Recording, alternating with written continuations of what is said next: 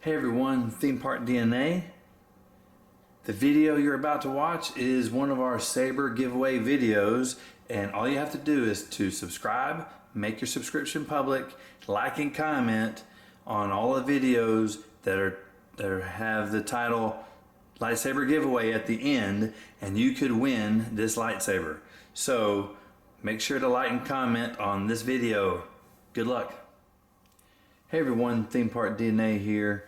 Today I'm going to be reviewing my third Frankensaber. This is my first cross hilt saber, and I've got to say so far I'm really happy with it. It's a little different, and that's part of why I like it. So let's take a look at some numbers here.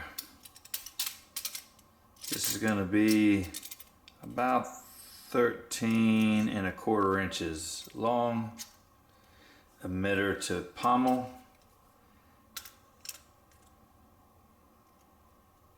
and about 6¾ inches from emitter to emitter on the side.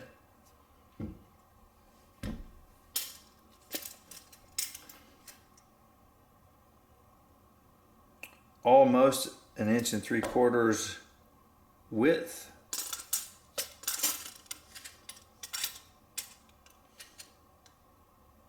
17½ inches from tip of the side blade to the other tip.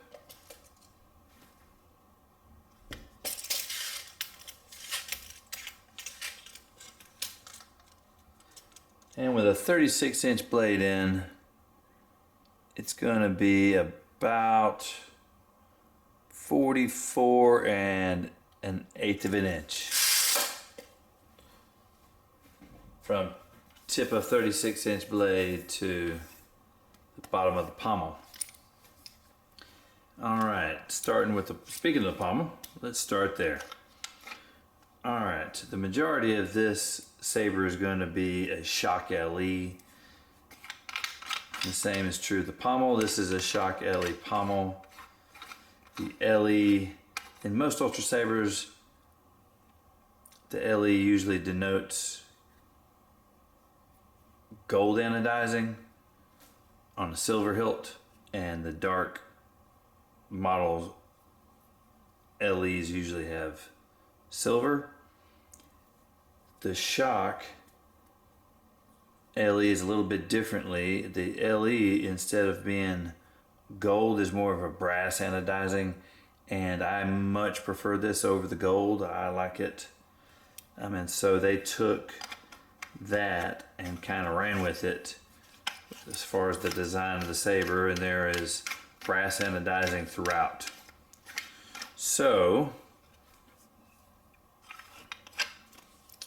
moving up to the hilt, the majority of the hilt from here down is from the shock LE, and I believe this part is not native to the shock, and I believe that they needed to extend it because of the battery compartment. They need a little more room, and so right here in the middle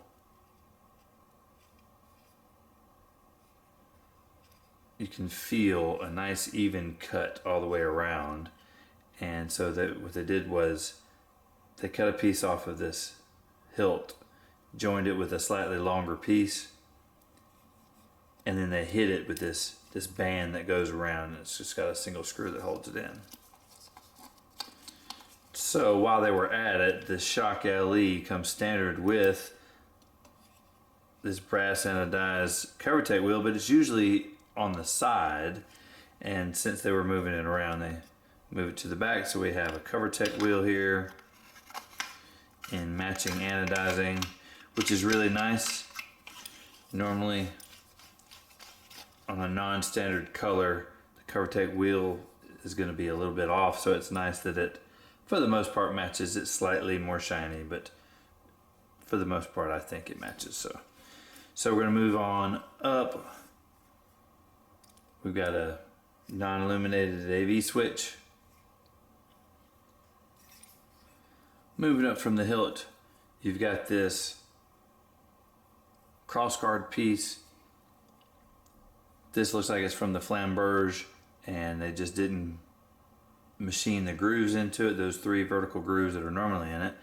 And it looks like there's this really interesting shape that's machined out, and it looks like they did it so they could put this button here, but I like that there's a little bit of additional flair to it. And then we have the gold button that came from the Graflex. These are from the Graflex. These side pieces on the crossguard, it's a little difficult to tell exactly where it came from. It could come from the flamberge, but instead of 2 grooves machined, it could have been 3. Or it might be possible that this is from a piece of the Savior, which another piece was used in the Savior, which is why I bring that up. The Savior has a piece in the hilt that has 3 grooves in it. So either is a possibility. Those are really just guesses because it's not unique enough to tell. Moving on up, we were just... I really had to fight a Jefferson's joke there, sorry. Moving up to this piece above the crossguard.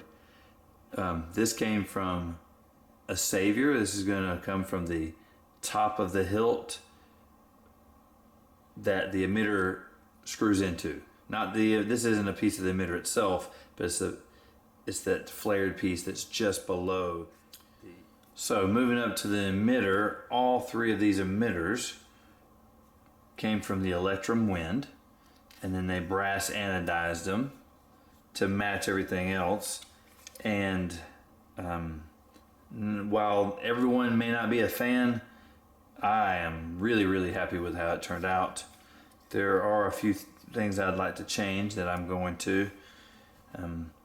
First off, I was a bit surprised that they didn't match it first, and I'm kind of over that, and I don't understand why they don't match.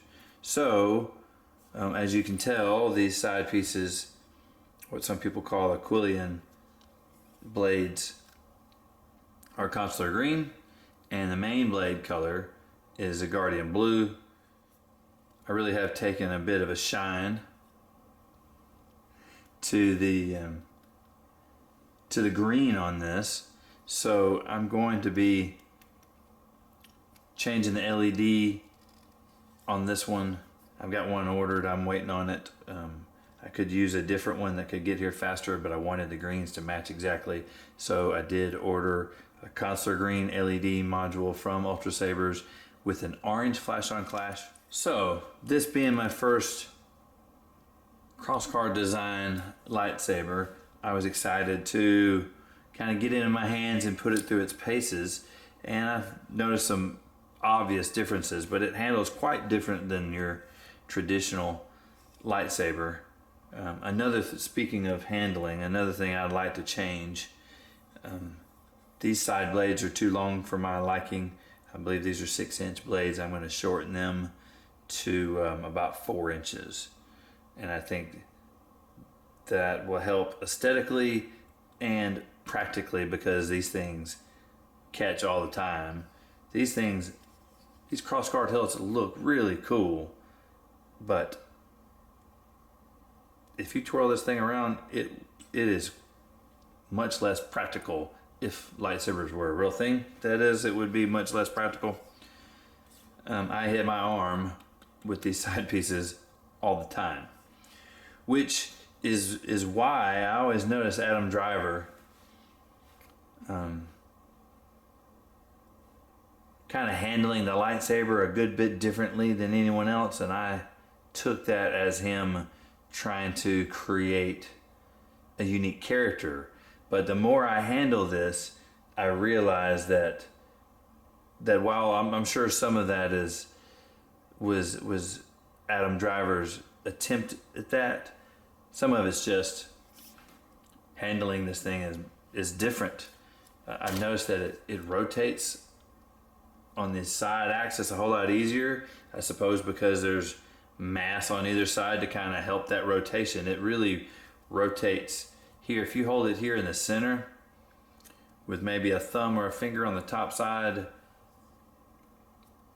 this saber turns really, really well. It rotates. Now, it does not rotate against those side axes quite nearly as well, which makes it really interesting to attempt any kind of rotational spin with this, because maybe everyone else is different, but my natural inclination is to align this with my forearm. It would seem to make a little more sense in handling, and maybe that's just how my brain thinks of it. But as soon as you try to rotate this, if that were a real blade, it's going to chop off your arm. So not very practical in that department. So I've noticed that holding it perpendicular to the line of my forearm makes it much easier to rotate this without any of the blades touching my arm. It's just different to get used to. All in all, I gotta say I'm really happy with this particular saber, and for if no other reason, just because it's different than anything else I've got. Now that I've got this, I think I can probably take the Flambeurs off of my wish list because they're so similar. That being said, I still really would like to have a Renegade LE with the silver blade, the contrasting black and silver, as most of my normal viewers will know, as I'm quite fond of. Let me know in the comments below, what do you think about this particular Frankensaber? What do you think about Frankensabers in general? Let me know in the comments. If you like this content, let me know with a thumbs up. If you haven't subscribed, I appreciate a subscription. That's going to do it for today. Thanks for watching.